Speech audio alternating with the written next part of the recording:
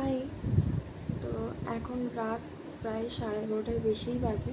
একটু আগে জাস্ট আমি রাতের খাবারটা খেয়েছি, খাওয়ার পরে ভালো লাগছিল না, তো একটু সাজুগুজু করতে বসেছিলাম। আর সাজুগুজু করার পর এখন আমি কি করতে বসেছি দেখবে, নেল পালিশ পরতে বসেছি।